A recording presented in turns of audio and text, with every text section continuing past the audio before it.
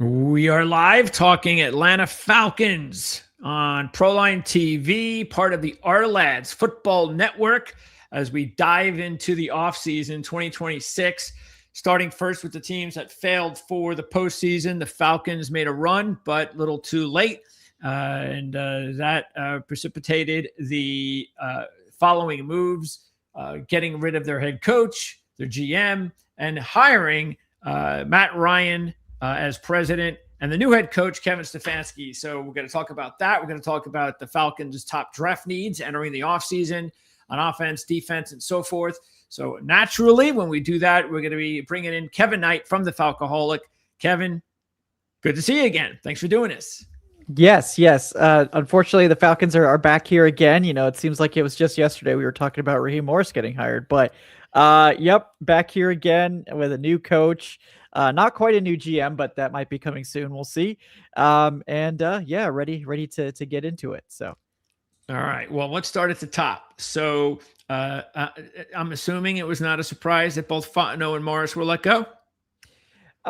It wasn't. It shouldn't have been a surprise. I mean, there was definitely a lot of buzz coming from the national media that Blank had sort of had a change of heart and the winning streak had convinced him and all this, which is just nightmare fuel for Falcons fans. And that was all incorrect. That apparently Arthur Blank had made up his mind much earlier to move on, after the Falcons were eliminated from the playoffs, which timeline makes sense to me. I don't really care what you do for me after you've been eliminated from the playoffs before December. That's not acceptable in any way. So, Fontenot, I think, was more of an open question, but I think the Falcons saw this as an opportunity to make a clean change and bring in two new guys. And obviously they decided that they needed to change the whole direction of their organization with Matt Ryan as well. So it was a little bit more surprising than it should have been, I think. But at the end of the day, it was my expectation, and I would have been pretty against keeping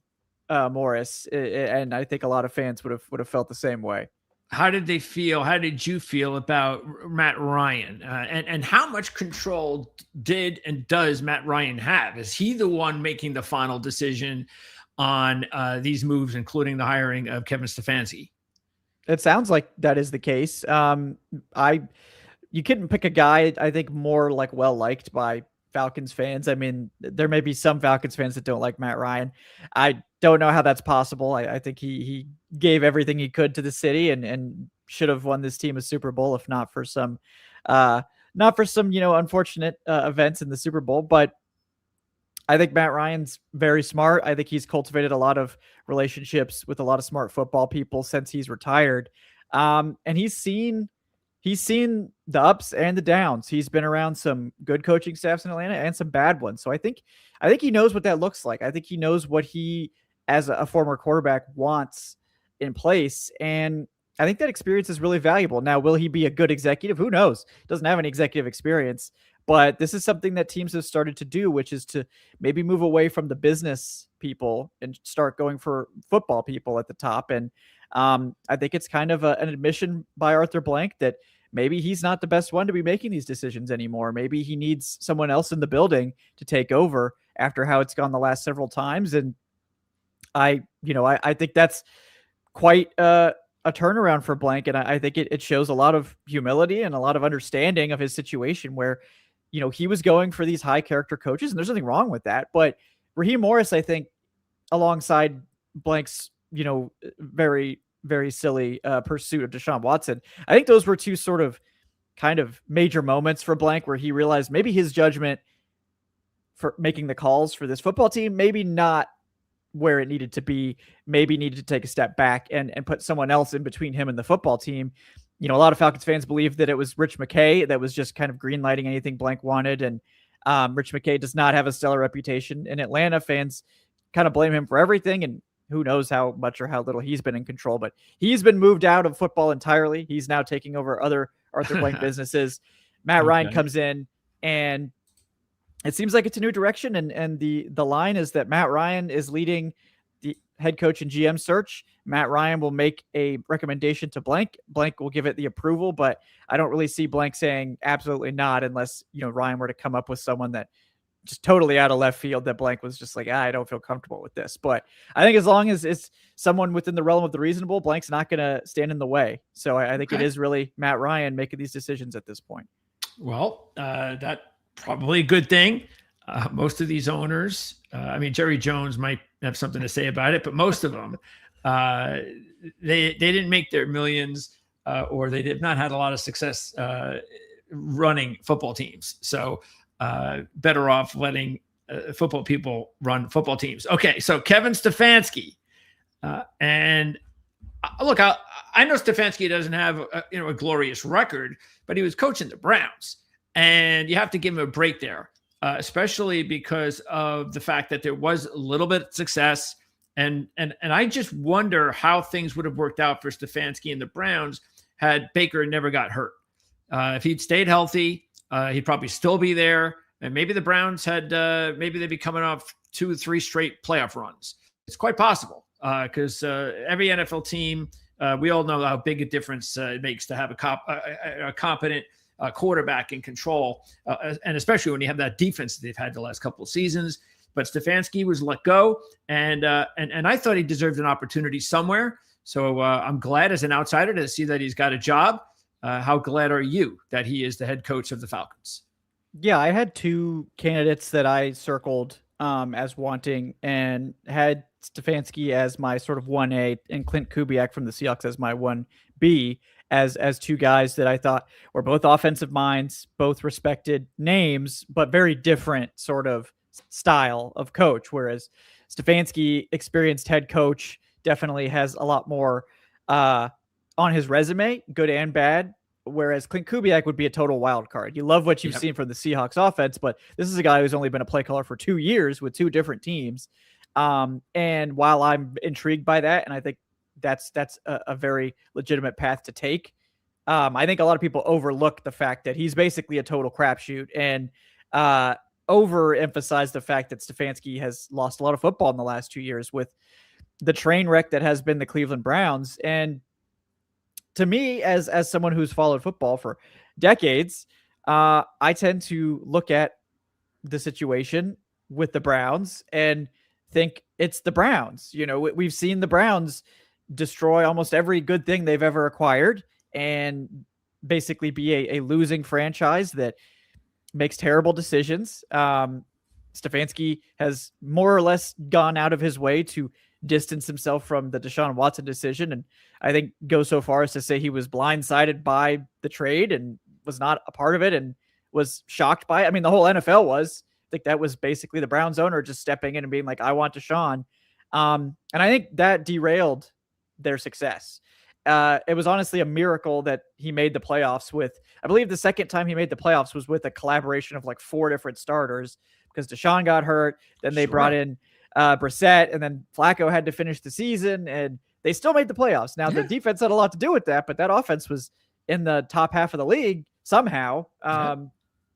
And it, I think you look at what Stefanski has had to work with, the disastrous situation in Cleveland, and you can't separate the Browns from anything that happens. And, the Browns continue to be loyal to Andrew Berry, which to me signifies that he is exactly what Jimmy Haslam wants, which is a yes man that will okay whatever crazy thing he wants to do. I've had Browns fans come to me telling me that, Barry built this great roster for Stefanski, and Stefanski squandered it, which I think is ludicrous. On what side of the ball? Right. Like, I mean, the defense has been good. The defense has been good, but they're like, oh, he got him all these great weapons. Like OBJ. Really? OBJ was washed when he got to Cleveland, guys. I don't know what but Jarvis Landry had a good season or 2 there, maybe, but he was far past his prime. Amari Cooper, again, was at the tail end of his career, had a good year, but the cupboard's been bare there. The offensive line has gotten ravaged with injury the last 2 years and age as well. The whole team has kind of been falling apart. And, to me, it's like Stefanski's been playing on hard mode. This is like he's playing the NFL coaching carousel on all Madden difficulty, trying to coach the Browns. And I mean, the Browns only got him in the first place because they took a chance on a first-year offensive coordinator with not a lot of experience to his name. And obviously it worked out for them. 2 of their last 4 playoff appearances in the last 35 years were with Kevin Stefanski over the last 6. So, I think there's so much bad in Cleveland that it's kind of impossible to sort out who was exactly responsible. But if you look around the league at people's opinions of Kevin Stefanski, they don't seem to be negative. The negativity seems pointed at the Browns and the way they do things, and that's been consistent for decades now. So I think personally, Stefanski was probably happy to be walking away from the disaster that was the Cleveland Browns, and hopefully this will be the fresh start that he needs. And maybe he won't be. He certainly won't be the first coach to leave the Browns and have success if he were to do so. So. Yes. Almost identical record, by the way, to the man himself, Bill Belichick in Cleveland. So, whether I'm not saying he's going to be Bill Belichick, that would obviously be crazy, but I don't think there's any reason to put the Browns situation on him. And look around. I mean, if the Falcons didn't take him, the Titans were scrambling to get him into Nashville on Sunday. The Ravens were trying to move their interview up with him to early in the week. Mm-hmm. I'm sure the Bills were going to be hot on his trail as well. He was a very coveted coach. I think there seems to be disconnect between fans and the NFL, whereas the NFL seems to think Stefanski is one of the hottest candidates available. And fans look at the record the last 2 years and say, why would anybody want a coach who only won 8 games? I don't know. Ask the NFL. Why does the NFL want him? Fans. Maybe because they know what happens in Cleveland far more than the average fan does. And that's what it is, especially nowadays on social media, fans, they're a wild bunch. So Yep. Okay. So what changes do you think be made with the offense with Stefanski now running things? And because we're going to start with the free agency as well, but not much that really just taking a look at the roster and free agency, it's all about Pitts, isn't it? I mean, that's pretty much it. Yeah. What are they going to do with Kyle Pitts? Yeah. I mean, I can't imagine they're going to let him walk at this point coming off that season. So it's going to be the tag unless they agree to some sort of extension. My guess is they'll just do the tag, and it's a tight end tags. It's 13, 14 million, not a big deal. And let him see if he can replicate that. But we know Stefanski loves tight ends. Harold Fannin was the latest example, but David Njoku has been a consistent contributor there. He's always featured his tight end. So I can't imagine he'll let a 26-year-old Kyle Pitts coming off his second best season walk out the door. And some people might even say this was better than his rookie season because he had 5 touchdowns as opposed to 1 his rookie season. So, to me, I think Pitts is a no-brainer, and they will probably emphasize Pitts more in this offense. Oh, he'll love it. Yeah. Yeah.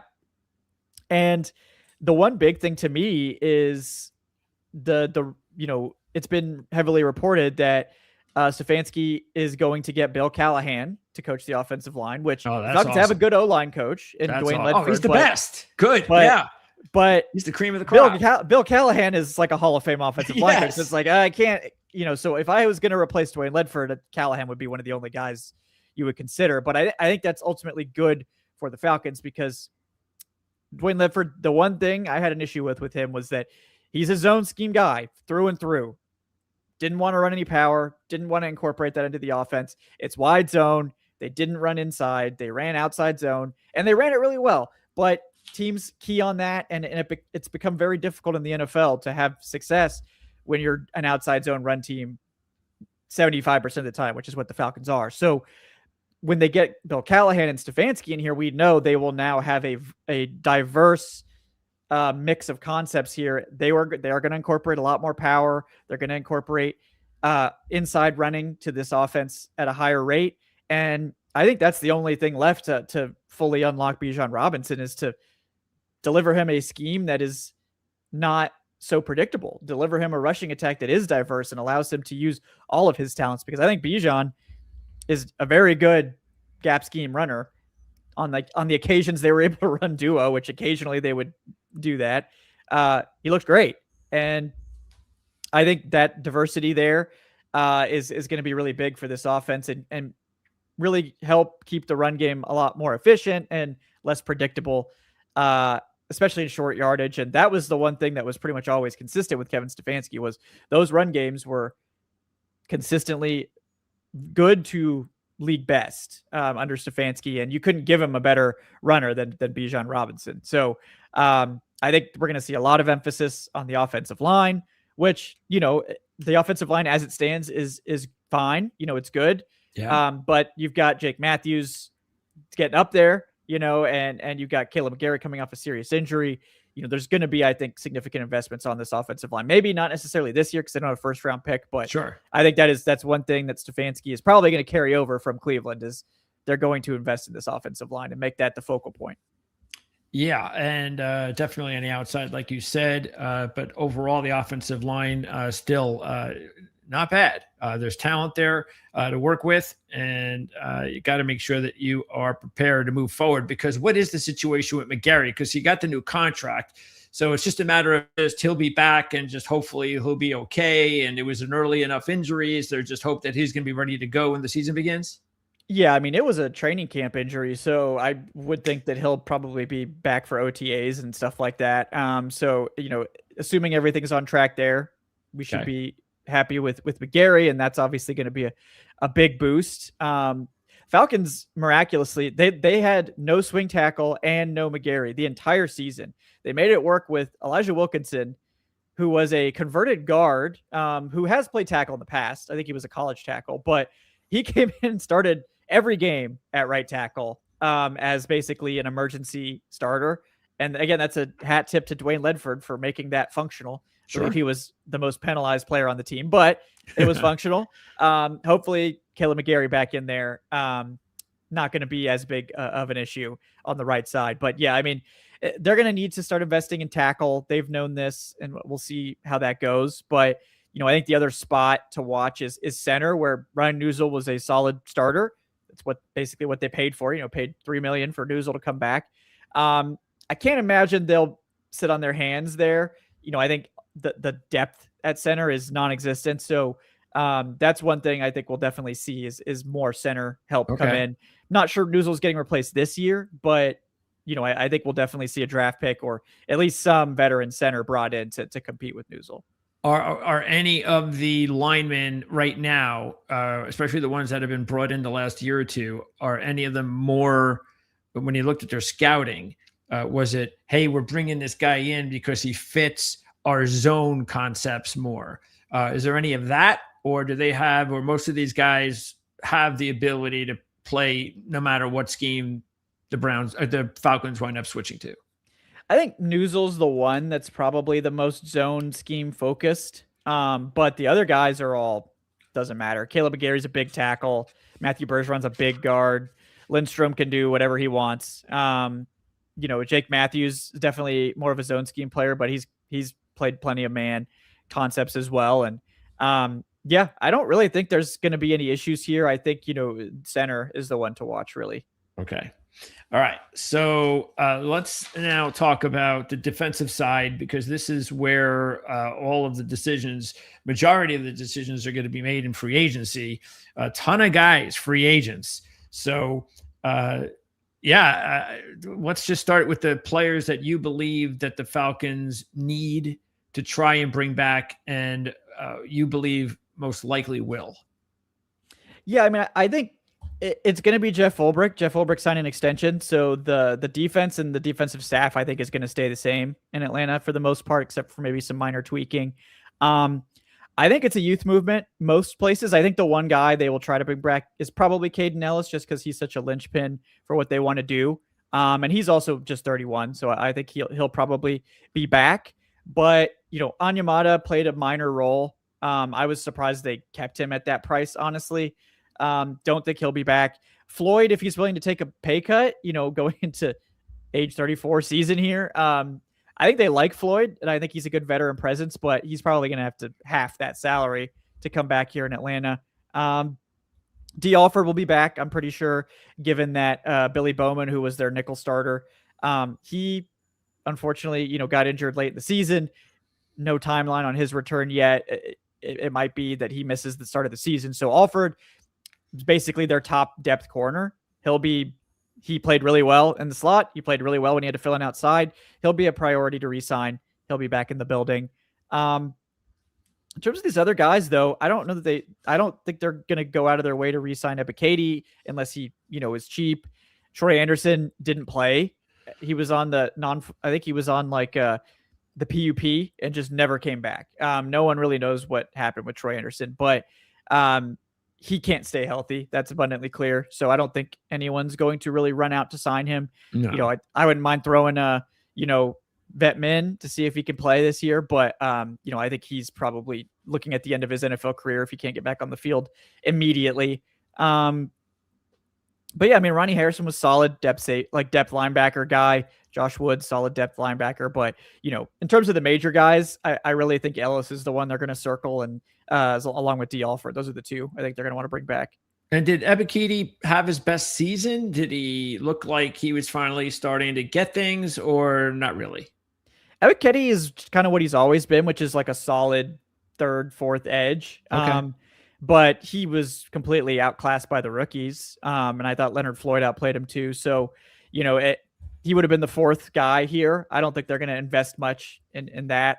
I think they have someone that they like that has kind of come on. Khalid Kareem ended up kind of even overtaking him because Kareem is just a better run defender, and they have a bunch of good pass rushers. So it's more, Khalid Kareem can give them a little bit more on base downs and rotate in. And he's going to be very, very affordable compared to Ebiketie, who Ebiketie might get interest on the free agency market. We'll see. But I think Ebiketie kind of is a solid starter, but he was outplayed by James Pierce, obviously, by Jalen Walker, by pretty much everyone. Not to say that he was bad, but the Falcons completely flipped their edge room on its head and ended up having one of the best in the NFL this year. So just not sure that they're going to make him a priority this time. So because, a lot of people are going to say, well, you see, the Falcons don't have a first round draft pick. They just screwed themselves. You're, as a fan, even though there's no first round draft pick, comfortable with what they did now that they have themselves a couple of really good pass rushers. Yeah, I mean, now that their draft pick that they gave up is more like in the mid-teens. Yeah, than it was a couple months ago. Yeah, that's a lot easier to swallow. But, I mean, I think James Pierce Jr. should be the defensive rookie of the year. I think it's kind of crazy that he's not even getting any recognition for having 10.5 sacks. I believe out of the last 7 players to have more than 10 sacks as a rookie, 4 of them won defensive rookie of the year. So, he seems completely forgotten because of the Falcons, but he was outstanding as a pass rusher. Still got ways to go as a run defender, but very, very good pass rusher. Far better than anyone could have expected. By far the best rookie pass rusher. And Jalen Walker, who was their regular first round pick, he had 5.5 sacks despite missing, I think, 4 games. Also was very good. And Walker obviously gives you versatility as well. The other side of that trade was that they got a 3rd round pick out of it back from the Rams. And they took Xavier Watts, who is also a defensive rookie of the year candidate, who led all rookies in interceptions. So, I think they're pretty happy with that. Sure. If they could, I don't think James Pierce Jr. would be making it into the teens given this season. So I think they took their 2026 pick in 2025, and I think they're pretty happy with it at this point. Okay. All right. So are there any veterans on the team worth cutting and saving on the cap, which right now it's about league average, around 18 million, which means that, they, of course, they could do what they need to do to put a little bit more on the tank there in order to sign some free agents. What kind of money also do you think that the Falcons are going to have? What kind of an offseason do you think they can have along those lines as well? Yeah, I think that the Falcons will be, obviously they need to move on from Cousins. They did an adjustment to his contract that he agreed to. He basically did a modified restructure where he sent his unguaranteed base salary this year to next year. But it's not a restructure because they didn't turn it into signing bonus. They just moved the money to next year. It's not guaranteed, and it won't guarantee until March 13th. Basically what this did was just free up all that money that he wasn't going to get anyway for the Falcons to spend now. So that's why the Falcons have cap space, because before they did that, they had no money. They were negative this year. So all that, basically he traded that money for an assurance that he's going to be released, because on March 13th, Kirk Cousins' contract, all that money becomes guaranteed. And it's like $70-something million. Yeah. So it's not going to happen. I know people are like, oh, well, Stefanski likes Cousins. Sure. If but they'll cut him first and then re-sign him if they're going to do that. So, so that Kirk Cousins move will happen. And, you know, they've basically realized all the savings from the cut already. They'll make him a post-June 1st cut, and then they'll deal with the rest of his signing bonus next year that they have to pay off. But he's going to be gone. Darnell Mooney, you know, unfortunately was not healthy all year, was an afterthought in the offense. His post-June 1st cut is going to save the team $12 million. So he's gone. Okay. And then I believe they're going to move on from a couple of smaller guys like Charlie Werner, the tight end. He's making almost $6 million. I just don't think he's anywhere near that value. No. They can get almost $5 million back from that cut. You know, there might be a few smaller moves here. You know, Clark Phillips is a guy that didn't really crack the rotation at all as a depth corner. They can save 3.6 for moving on from him. So, you know, some of these smaller things I'm guessing they'll do. And more than likely they will extend Drake London before the start of the season too. And they can create as much or as little as they want. They can front load it and pay that money now, or they can backload that deal and save most of his $16 million fifth-year option. So, you know, those are the probably the main moves that we're looking at there. I'm not sure they'll need to push any other, you know, restructures or extensions or anything like that, but we'll see what they want to do. But yeah, at this point, with the Kirk Cousins money already here, and, you know, obviously they can get another 12 from Darnell Mooney. They can get 5 from Werner, maybe another, you know, 4 from Clark Phillips. They have plenty of money to do whatever they want to do this offseason. Okay. So you just mentioned, unless they want to re-sign him, is that a possibility? I mean, Cousins could return. I don't think so, because I think he wants to go somewhere where he can start, and I think there will be opportunities for him to do that. Yeah, probably.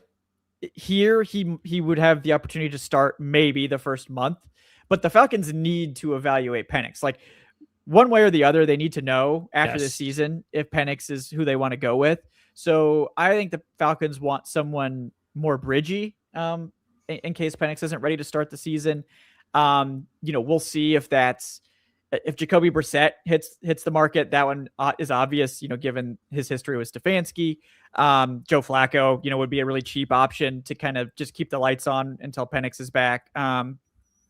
But, you know, we'll see. But I think Cousins is kind of ready to move on. And I don't, you know, there's no easy way to rework his contract. So they would have to release him and then re-sign him, which like is not impossible. Sure. But I don't really think this is like the situation he probably wants to go into. And the one thing to note is that with Cousins, there's offset language with his roster bonus that was guaranteed last year. So if he goes somewhere else and signs, the Falcons are paying him a $10 million roster bonus that's part of his dead money. The Falcons can get that $10 million back in terms of salary cap relief. So if he goes somewhere else and signs for, you know, whatever, they could get all of that $10 million back if he signs for more than 10 or a part of it back. So the Falcons are also hoping probably that he signs elsewhere to get them even a little bit more cap relief. And how did he play? So, cause there might be other fan bases of need of quarterback that might be listening to this. So what, you know, because again, it looked like, you know, it's interesting that, you know, it looked like to me from the outside observer that once he got his feet wet, you know, coming off an injury, once he kind of got into the groove of things, then he kind of looked a little bit okay. He looked like, you know, the old okay Kirk Cousins, not the disaster that we saw before the injury. So, but still, to ask someone at his age with what recently happened to him health-wise to be a starting quarterback for a team, that's one thing. Asking him to survive an entire season, well, I don't know if that's possible, but you tell me. Yeah, I mean, I let Cousins look like an average starting quarterback. I think that's probably better than half of what the teams have at this point. So Yeah. I thought he looked totally fine. He looked much healthier this year. He's still Kirk Cousins. He's still going to throw that ball and not take sacks. And sometimes he's going to throw picks doing that and frustrate the hell out of you. He doesn't have, he needs a clean pocket, and he needs to be able to set his feet to be able to get those deep throws off. If he can do that, he can still throw it deep pretty well. If he can't, the ball just dies on him. And that's just kind of, what happens when you lose some of that quick twitch muscle. But I thought Cousins was good. I mean, I thought he was fine. So I think Cousins also had something to do with the Falcons offense, like changing, because I think Cousins was like, we're not doing this, Zach Robinson, the former Falcons offensive coordinator. Like, we need to change some things. And they did. Once Cousins came in, they did slowly make changes to the offense that were good. Obviously too little too late, for Robinson. I don't think the Falcons are interested at all in his services, but I think Kirk did what you would want Kirk to do. He was an NFL starting caliber quarterback, and I think he still got something there. You just have to keep him clean. If you want him to be able to push the ball downfield, you got to keep him clean. And he's still Kirk Cousins with all of Kirk Cousins' flaws and Kirk Cousins' positives. And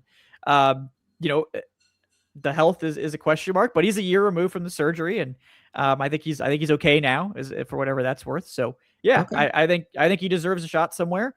I just don't think Atlanta and him are going to be on the same page with that. So yeah, he actually looks like, you were just mentioning bridge. He actually does look like the perfect bridge guy that you draft a first rounder if you want, go ahead, but sign Kirk, let him start, especially if you're going to sign a guy in the draft. Because look, any other quarterback that gets drafted in this draft probably is not going to start. I mean, Mendoza is the only guy that's going to get in there and start from day one. That's it. Everybody else is going to have to take some time, unless they just are so good in training camp and surprises everybody. And who knows? That's possible. We've seen it before. But for the most part, I think, signing Kirk Cousins to a one-year deal on a team that invests in a young quarterback would probably going to be a very smart move for a team then. Are there, before we get into the last and maybe the most important reason you're here, going over the team needs, so everybody can figure out what the Falcons are going to be looking to do to improve their team in free agency and the draft. Are there any players on the roster right now, any young players that the average fan doesn't realize is real close to stepping into either a starting role or a big enough role that position on the Falcons isn't as weak as one would believe? I mean, it's probably the defensive line. You look at Brandon Dorlus, I think had quietly like the best pass rushing season from almost anyone on the interior in the NFL. He had 8.5 sacks, ended up getting hurt in the before the last game, but he could have pushed for double digits. Rukaroro is growing, and he's a little bit more inconsistent, but still good young player. He was always a project guy, but he definitely contributed a lot more towards the end of the season. Zach Harrison. By the way, were you disappointed in his season? I know you were very excited about his season when we talked before the season began. Yeah, I mean, it was about what you would expect. He didn't take like a huge step, but this is a guy that, just he's a ball of clay. And I think he needs another year with Nate Ollie, the Falcons D-line coach. But I think he's got the ceiling. I mean, you look at him, he looks like he's cut out of marble. He is that type of guy. So definitely someone the Falcons have big plans for. They had to play him out of position at nose tackle because they don't have a nose tackle. That's not his job. That is not what he's going to do. He's going to play defensive end, like 3-4 defensive end when they do those looks. And that's going to be a much better fit for him. But it wasn't great there. But Zach Harrison was their best interior player. He missed basically the second half of the season with an injury. But that trio of Rook Aroro, Brandon Dorlus, and Zach Harrison, no one really knows these guys, but they are all really good. And that's kind of one of the quiet things about why the Falcons were so much better pass rushing, is because they got a lot from their interior this year alongside their rookies on the outside. And they really just need a nose tackle to kind of put the cherry on Okay. top of that defense. And, that front is really, really dangerous and really good. And I think that's going to be the engine of this team going forward. Okay. And then quickly, I'll throw some of the names just based on their draft status or just another reason that I might have. Braylon Trice. Yeah, missed the whole season again this year, after missing all of last year. Didn't play a single snap. So no idea. No idea whatsoever about him. Okay. What about our boy Kobe Bryant? Yeah, I mean, he was interesting. He looked like a UDFA. The Falcons threw him out there sometimes when they shouldn't have. But I think they like him. He had a serious injury right at the end of the season, so we'll see what his timeline is. But the Falcons like him. I don't think they're gonna plan for him to have a major role, but I do think he's someone that they do like. And he'll probably be a camp competitor once again with a chance to make this roster. Okay, let's see. Let's move over to offense. So Jack Nelson, see any time at all? Didn't see him, which is good considering if we saw Jack Nelson, that would mean that their third tackle was also gone. Yeah. So yeah, I mean, other than I think Michael Gerald played above him. That was who the Falcons traded for right before the season for a late pick. Okay. But yeah, I mean, Jack Nelson, rookie tackle, 7th round pick. He's fighting for a swing tackle job. We'll see if he can get one next year. Outside of Drake London, and you mentioned Mooney, not a lot of known names there at receiver. I mean, Sills has been around, but is there anyone there out of those 6 other receivers that you think is someone to watch? No, not really. Okay. Sills is fine. I think Sills is a good Drake London backup, good depth guy, but they need a wide receiver 2 and a wide receiver 3 this offseason. That Darnell Mooney's injury and inconsistency he was so good last year. It was such a shame to see it this year, but broke his collarbone before the season started. Team hit it. He played through it, looked terrible. So, and now he's slated to make, I think, 18 million this year. And it's just, you can't pay that. So, the Falcons need a lot at wide receiver this year, and they're not alone in that search. So it's going to be tough. All right, let's go to the needs. So is it an obvious number 1 need? I mean, wide receiver probably is the top need. Where they're picking, it's going to be hard. I'm not really sure they're going to be able to get someone they want in the 2nd round at that spot. I think the guys that they would want are probably all going to go before then. But wide receiver, overall, they're going to have to sign someone is what it is. They're going to have to take that Darnell Mooney and give it to somebody else. Okay. And I think nose tackle is a big one. That's kind of the last piece on the defensive line they really need. And they needed it bad last year. They were very vulnerable to getting run on up the middle. They just didn't have one. It was really shocking to me that they didn't get one at any point. But they need a nose tackle. Another corner. I think Mike Hughes is fine, but he's not a plus there. So he can start for you and he'll be okay, but you're always going to be trying to upgrade that spot. So maybe that's one they target early in the draft, but linebacker depth, something they could use. I think if they're going to let Charlie Werner go, getting some more blocking tight ends. We know how much Stefanski loves his tight ends and using multiple tight ends. So maybe it was probably Njoku come over. Yeah, maybe. Yeah, I would be interesting. I mean, if they want to run 2 tight end sets with 2 strong tight ends, I mean, that would be a ton of money wrapped up in tight end. But I mean, if you can't get one of those big wide receiver free agents, I mean, maybe you spend it all on tight ends instead.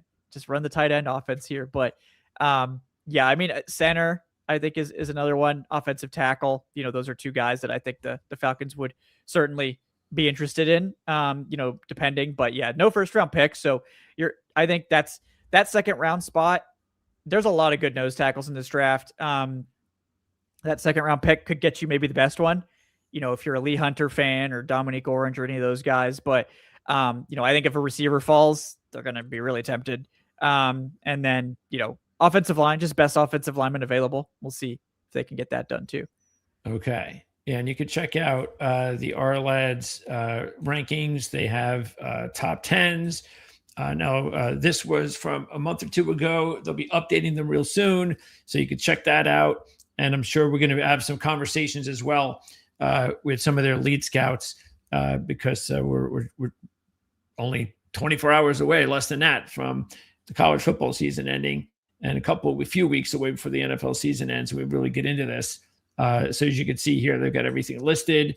And just taking a look quickly at the receivers that you were talking about. We know Tyson's going to go early. Lemon's going to go early. Tate will go early. Chris Brazel will go early. Anyone else? Jeremy could be there. Jeremy could be there, maybe. He could. Yeah, Jeremy's a great. I mean, to me, Jeremy's a great wide receiver 2 option. He just kind of fits that mold. He kind of reminds me of like a Jacoby Myers, where it's like not like overly flashy in any part of his game, but just good wide receiver. You need those guys. I think Casey Concepcion, if he does fall, that would be perfect for them. I think he will, because he doesn't have the greatest hands. And I don't know if you're going to draft a guy in the first round that doesn't have good hands. Yep. So Concepcion, if he makes it to the mid 40s, I think the Falcons would love that. They've got London, they've got Pitts, they've got size, they've got contested catch ability. Sills is a perfectly capable contested catch guy too. They need that dynamic playmaker. Speed. And I think they just don't have that and KC could definitely add that element to the offense that they just don't have right now. Okay. I mean, basically, Bijan Robinson is their dynamic slot receiver at this point. Like, they have no one else. Like, and Bijan's awesome, but it's like he can't do literally everything on the field for you. So maybe add one more of those guys. Still, I mean, this is the thing about the Falcons when you look at them, that you realize that if this is just like I was saying about the quarterback spot, this is a team that if they had a top 10 quarterback would be one of the best offenses in the NFL, because you've got skill and dynamic players at every spot. Pitts, Robinson, London. And not a lot of teams can have that. And you throw in a really good quarterback and a good offensive line, and you're going to score a ton of points. That's how close the Falcons are. And but again, I mean, unfortunately, 3/4 of the league are looking for quarterbacks to help them get to that next level. And Falcons are no stranger to that. And they're looking for their next Matt Ryan still. But is there still hope? How do you feel? Has your trust waned at all on Michael Penix? To me, it's the injury is the biggest problem here, because I thought Penix looked like a first-year player, like a guy that was starting his first 16 games. Unfortunately, I think the game he got hurt, he was putting together one of his best games. He had a tremendous, I think the best passer rating of his career in the first half, and it was looking awesome. Obviously, it's the third ACL tear, right? And it's the other knee now. So that, to me, is just, and this is going to be what every NFL front office is looking at now, is like, can you ever trust him now? With 2 surgically repaired knees, can you ever really trust him? And that's the calculus they'll have to figure out. The good news is, like, they've still got total team control for 2 years at a reasonable salary to evaluate, and if he makes it through those 2 years healthy, great, but he really does have to stay healthy now, because if he has any other injuries of note, they just won't be able to commit to him for that reason. And I think play-wise, Penix was fine. I think Zach Robinson did not design the offense the way it needed to be designed for him. I don't know what the issue was there, but they did not set this up for success on any level. It seemed like he just put training wheels on the scheme that he wanted to run for Penix, and I don't think that helped Penix, and I don't think that helped the offense. It just seemed like he just didn't trust him, and they never taught it. They never really got him to play under center, which is, like, I know he didn't play a lot of under center in college, but you got to get this guy prepared to play under center. Like, I don't know why that wasn't a point of emphasis in the offseason. Just like, hey, go get with Newsel, and the two of you, like, go down to Miami or whatever, Boca, go rent yourself a fancy hotel. Two of you get real close, and practice your snaps, practice under center snaps, 3 hours a day, and the team will pay for your vacation.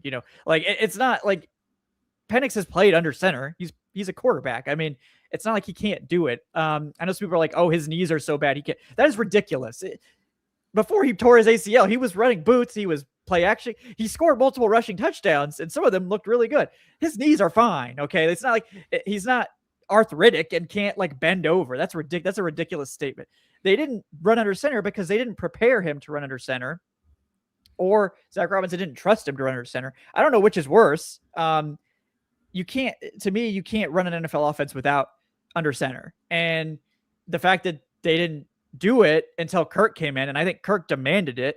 I have a lot of anger directed at Zach Robinson. I could tell for his handling of many things, including they fired the receivers coach 3 years into the season, and they just didn't have a receivers coach after that. And you could tell. So, I mean, just we got to take a look at the Bills Denver playoff game and how impactful the Bills running game was when Josh Allen went under center. So you don't have to be running shotgun all the time. It's just there's a reason to do it. It's not just so simple. There are reasons to do that. So there's nothing wrong with shotgun. The Falcons were obsessed with pistol, but like there's nothing inherently wrong with pistol either. It's just you need to have under center in your tool belt. Like it needs to be available to you. And for whatever reason, they just didn't run it. I think they ran it like 2% of the time. Yeah, and that's why it's not. So okay. So then, would you be surprised, or would you be looking at them to maybe take a flyer in somewhere 4th roundish on a quarterback? I mean, this probably isn't the class to do it. It's just very limited. I mean, I haven't really studied the mid to late round guys. I don't have an issue with that. I don't really see them doing that. I think they always have liked the idea of a sort of veteran to pair with Penix to help him, learn and grow. And I think in a lot of ways Kirk was good for that, but they're gonna need to get a bridge guy. And maybe, they do take like a late round flyer on somebody. I don't think that's out of the question, but yeah, to me, it's like, I mean, see if you can get Malik Willis. You and 10, 15 other teams are all gonna be trying to get Malik Willis. See if you can pull it off. And if you can't, see if the Cardinals let Jacoby Brissett go, get him. If not, you got other options. Worst case scenario, go get Joe Flacco. And it's not going to be sexy. It's not going to be great. You're saying is it's all going to be, because you said this before. It's all going to be. This is just, and maybe some fans don't want to hear this, but it's all going to be about Penix, and it's going to be his team, and he's going to get a fair shot. And they're not going to try to bring anybody in here to get in his way. It's just going to, like you said, it's going to be the bridge guy or some emergency guy sitting and waiting. But this is all about finding if Penix is going to be a future quarterback. Yeah, they need to know this year, and they're going to give him, I think, every opportunity to succeed or fail. And if he fails terribly, well, guess what? You'll probably be picking in the top 10 in what looks like a really stacked quarterback class. So that's good. And if he looks great, then great. We're all happy here. So, I think that's the calculus, and it's maybe not going to be, it may not be a fun season if he isn't playing very well, but if you don't play him, then you don't get the answer you need to make a decision next year, which next year is going to be the inflection point. And you either, commit to Penix and go forward feeling confident, or you move on. You don't even have to cut him. I mean, you probably keep him around for the rest of his contract. Maybe you trade him for, if he looks decent at all, maybe you can trade him for something later. But, it's going to be a bridge year with a bridge guy. Maybe Penix is ready for week 1. We don't know. One thing I will tell people, and it's like, this is never something you want to say, but he has been through multiple ACL recoveries. He's an expert at it at this point in some ways. So like it might be reasonable to think that his recovery timeline would be faster because he is very experienced with this particular rehab. He's done it multiple times. So to me, I wouldn't think that his timeline would be longer than expected. It could be shorter, but we're in that window where it's like, it could be training camp or it could be like late October, so we don't really know. But I think it's probably going to be closer to week 1 than the later end of that time frame. But either way, given that he's probably not going to be fully healthy and all this, you're going to need somebody in here that can take the reins if he's not ready to go. So, okay. So, and look, Stefanski just got hired. So and I would believe that if he's going to come in here, he's going to have everything to say about what's going on at quarterback. Have you already heard this? Do you already know this for sure? Or could Stefanski come in and maybe change that and decide that, well, I mean, Penix have to earn it. I might just bring someone in here to compete with him. Yeah, I mean, I think what the Falcons, I believe, have already picked their general manager too. I mean, we'll see if that gets announced soon. Those president interviews that were not Matt Ryan, those were GM interviews. So, to me, it's probably going to be Ian Cunningham from the Bears. That's who it sounds like. But I believe the Falcons and this trio that they've assembled with Ryan, Stefanski, and maybe Cunningham. I know Josh Williams from the 49ers is the other guy they're interested in. I believe they're all kind of on the same page about whatever they want to do. I don't know what that is, but I think one of the things Matt Ryan emphasized was that this team lacked vision and clarity. And that was something that was obvious if you watched them last year and the last couple of years. They just seemed to kind of get guys. There didn't seem to be a cohesive plan or vision for this team. So I think that was a key component of this whole search and the guys that Ryan was interviewing. And I think Ryan's vision aligns with Stefanski's vision, aligns with Cunningham or Williams' vision. Yes. And whatever that is, I don't know yet, but I can't imagine Ryan is like eager to just throw Penix away. But I also think they're not going to just sit on their hands and just pray that Penix is going to be healthy and come back. So I think that the injury gives you cover to bring in a competitor without making it so adversarial.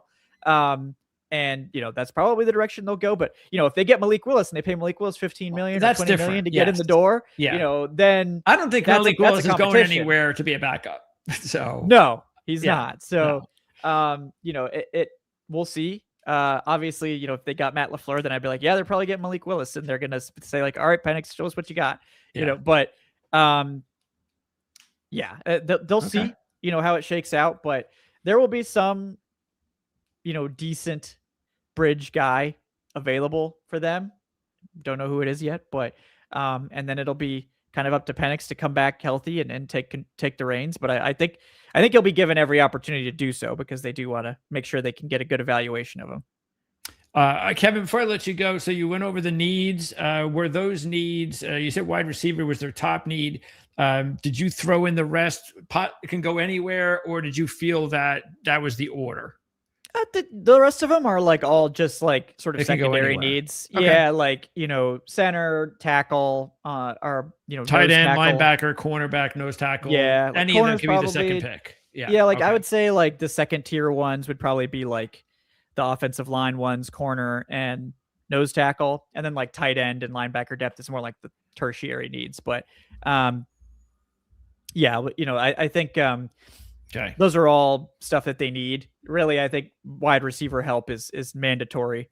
And nose tackle is pretty mandatory too. But that one, thankfully, is one you can get in the second round. You can get late. You can go later. Yeah. Sometimes, especially in this class. So, okay. This is maybe the best nose tackle class I've ever seen. I mean, there's like 10 nose tackles that I'm like, yeah, I like that guy. That guy might be a day 2 pick. It's like, okay, so some of these guys are going to be day 3 picks then. So we'll see how that goes.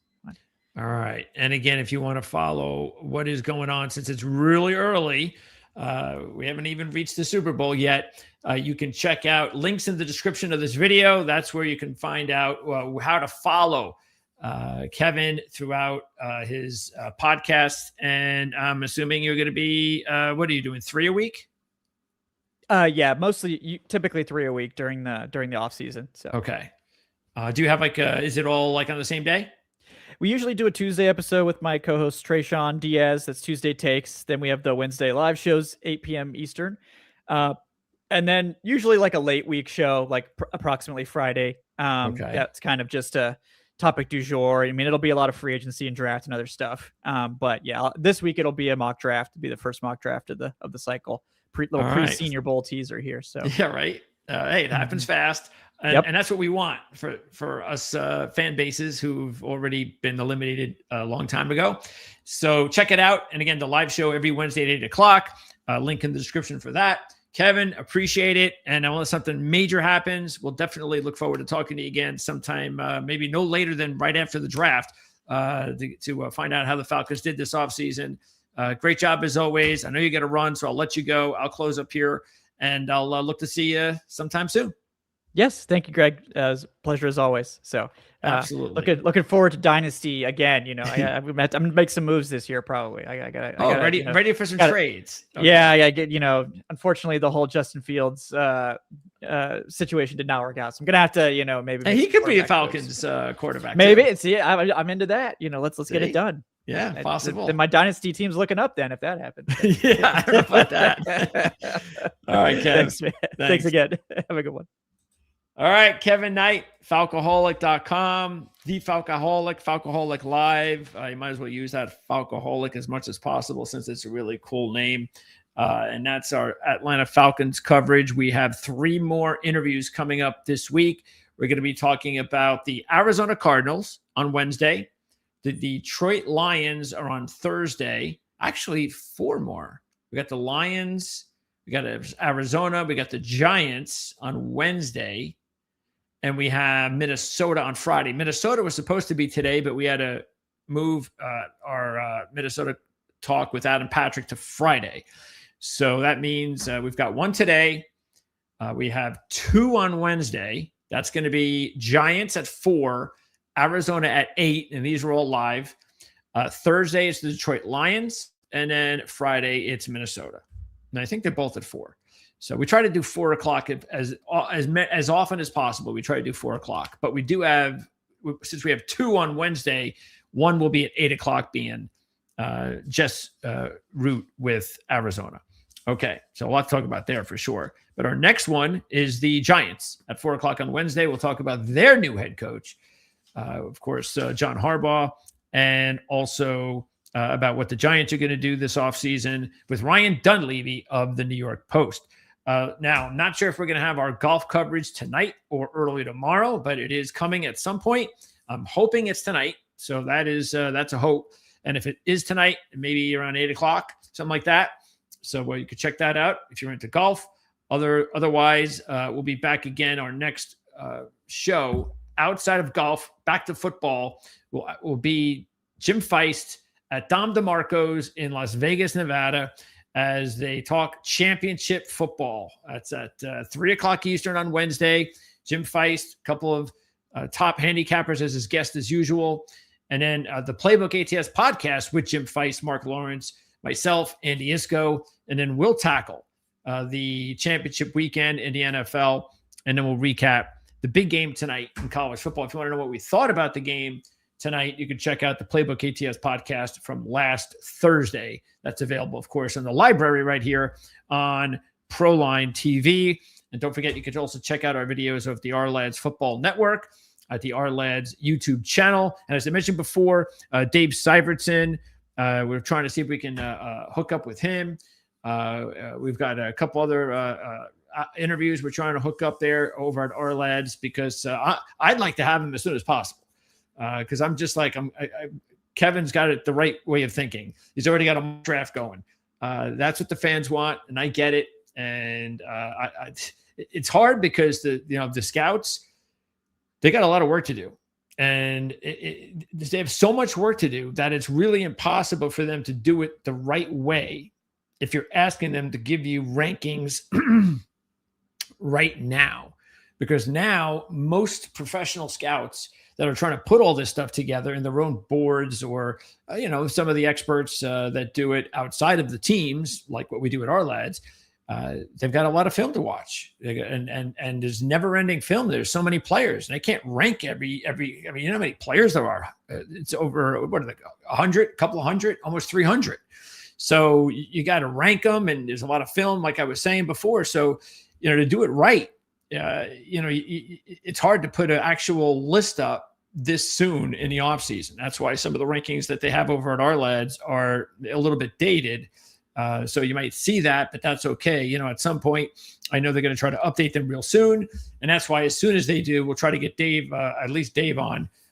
If not, we'll definitely hook up with somebody over there, and we'll be able to put something on here so we can get you as much information as possible, because I'm jonesing for the information just as much as you are.